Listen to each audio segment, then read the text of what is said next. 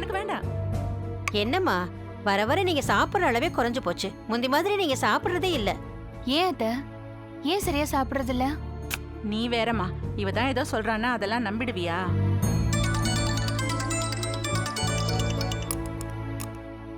அப்பா சொல்லுங்க. கௌரி, ஃப்ரீயா இருக்கியாமா? ஒரு 2 நிமிஷம் பேசலாமா? நான் ரொம்ப ஃப்ரீயா தான் இருக்கேன்ப்பா, நீங்க சொல்லுங்க. நாளைக்கு கவிதாவை பொண்ணு பார்க்க மாப்பிள்ளை வீட்டுக்காரங்க வராங்கம்மா. என்னப்பா சொல்றீங்க? கவிதாவை பொண்ணு பார்க்க நாளைக்கு மாப்பிள்ளை வீட்டுக்காரங்க வராங்களா? பாத்துமா. ஏய் கவி, தண்ணி எடுத்து குடி. ஆமாம்மா, நீ சொன்ன விவரத்தை எல்லாம் தரகர்கிட்ட சொல்லி அவசரமா மாப்பிள்ளையை தேட சொன்னேன். அவரும் கைவசம் இருந்த மாப்பிள்ளைங்க கிட்ட எல்லாம் கவிதாவை பத்தி சொல்லிருக்காரு. அதுல ஒரு மாப்பிள்ளை வீடு கவிதாவை மருமகளா ஏத்துக்கிறதுக்கு சம்மதம் சொல்லிருக்காங்க. கவிதாவை பத்தி தெரிஞ்சும் கல்யாணத்துக்கு சம்மதம் சொல்லிட்டாங்களா? எப்படிப்பா உடனே சம்மதம் சொன்னாங்க? ஒருவேளை காசு பணத்துக்கு ஆசைப்படுற குடும்பமும்? சச்சா, அதெல்லாம் இல்லம்மா. தரகர் சொல்லிருக்கிற குடும்பத்தை பத்தி எனக்கு நல்லாவே தெரியுமா. அவங்க நம்ம ஜமீனுக்கு ரொம்ப விசுவாசமான குடும்பம்மா. அப்படியாப்பா? ஆமாம்மா. இப்போன்னு இல்ல, 2 தலைமுறைக்கு முன்னாலேயே பாண்டியம்மாவோட தாத்தா காலத்துல இருந்தே அவங்க நம்ம ஜமீன் குடும்பத்து மேல நல்ல மதிப்பும் மரியாதையும் வச்சிருக்காங்க. அந்த குடும்பத்து பொண்ணுக்கு இப்படி ஒரு நிலைமையான ரொம்ப வருத்தப்பட்டிருக்காங்கம்மா. வரதட்சணையா ஒரு 10 பைசா கூட வேண்டாம், நாளைக்கே பொண்ணு பார்க்க வரோம், எவ்வளவு சீக்கிரம் முடியுமோ அவ்வளவு சீக்கிரம் கல்யாணத்தை வச்சுக்கலான்னு தரகர்கிட்ட சொல்லிருக்காங்க. மாப்பிள்ளையோட போட்டோ ஏதாவது தரகர் காமிச்சாராப்பா? இல்லம்மா, நாளைக்கே நேர்ல வரும்னு சொன்னதுனால நானும் போட்டோ எதுவும் கேட்கல. அதுவும் சரிதான்ப்பா. நாளைக்கு அவங்க எப்போ வராங்க? நாளைக்கு நாள் முழுக்க நல்லதாமா இருக்கு. அதனால அவங்க 10 மணிக்கு மேல வரதா சொல்லிருக்காங்க. அதனால நீ கவிதாவை பேசி சமாதானம் செஞ்சிருமா.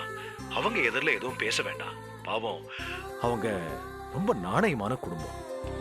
கவிதா ஆல்ரெடி பாதி சம்மதத்தோட இருக்காப்பா.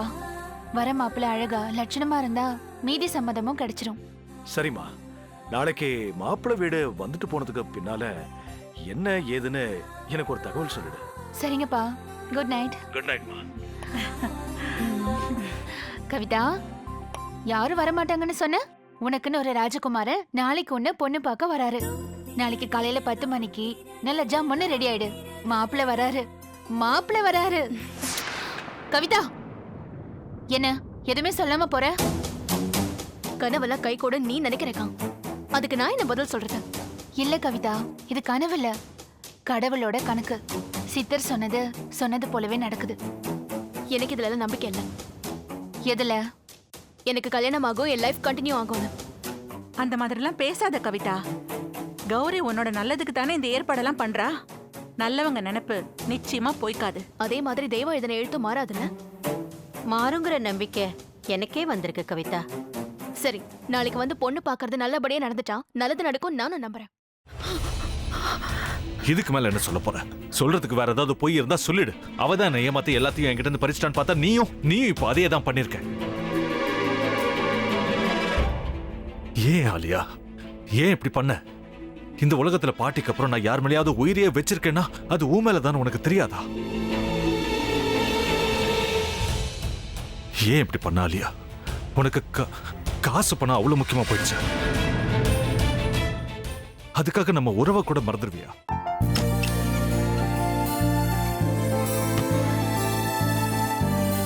சக்தி சக்தி, ஒரு நிமிஷம்.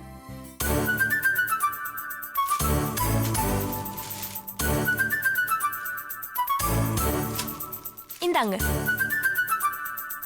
என்ன இது? உங்களுக்கு பிடிச்ச பிராண்ட் செப்பல். இது என்ன நான் தலையில வச்சுட்டு தூங்கணுமா? சரி, அதை விடுங்க. இங்க பாத்தீங்களா, டைம் பீஸ். இதோட அலாரம்க்கு தான் நீங்க டெய்லி எந்திரிக்கணும். அதெல்லாம் என் மொபைல்ல இருக்கு. முத்து, முத்து, என்னடி இவன் முத்துன்னு ஒருத்திய உருவாக்கி விட்டா? செல்விய மறப்பான்னு பார்த்தா எப்ப பார்த்தாலும் முத்து முத்துன்னு கூப்பிட்டு இருக்கான். முத்துவ கூப்பிட மட்டுமா செய்யறான்? முத்துவ வச்சு என்னென்னமோ செய்யறான். நாம தான் இழிச்சவாய் மாதிரி வேடிக்கை பார்த்துட்டு இருக்கோம். என்ன முறைச்சு என்ன பிரயோஜனமாயா? உனக்கு வேற குரல் போயிடுச்சு. அடுத்து அவ செல்விய கூப்பிட்டானா என்ன பண்ண போற?